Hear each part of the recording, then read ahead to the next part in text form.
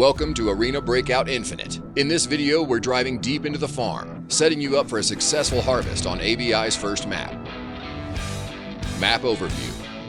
The broken bridge divides the farm into two regions, east and west, with a main road running across the entire map. Each region has several spawn points and two fixed extraction points. Generally speaking, if you spawn in the east, the fixed extraction point will be in the west, and vice versa. You'll find two chance-based extraction points which may or may not be open, one at the artificial lake, and the other at the path to Northridge in the northeast. You'll also find two conditional extraction points on the map. The Hunter's Path at the recycling station requires you to leave your backpack behind.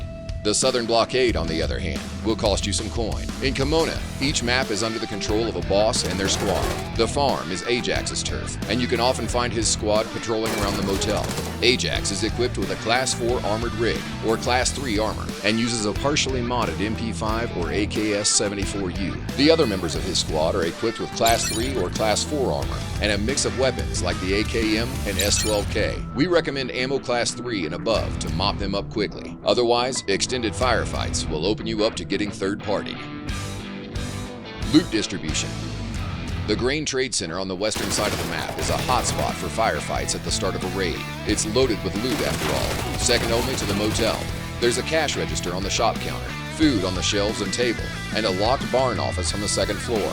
You'll find a safe, computer, and suitcase inside.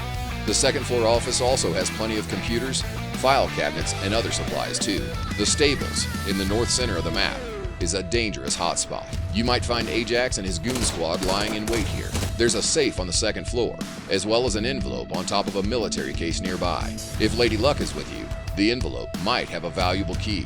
You'll find a bunch of medical supplies at the recycling office across the road from stables. It also sits on an important crossroads, making it the perfect place for setting up an ambush. But be careful, cover your exits, and know when it's time to reposition.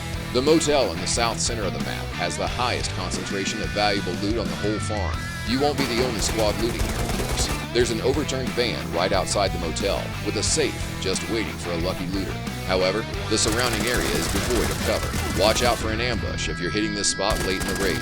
Plan your escape route and work with your squad to successfully loot this safe. Room 201 and the main guest room on the motel's second floor are the major targets of any squad looking for a good haul. The other rooms have decent loot too, so cleaning the place out is worth your time. There's the first floor lobby, a premium weapon case in the kitchen, and supply crate in the basement. Cleaning out the motel is no easy task. Not to mention, it's Ajax's regular haunt. Taking control of the area is tough without a decent amount of skill.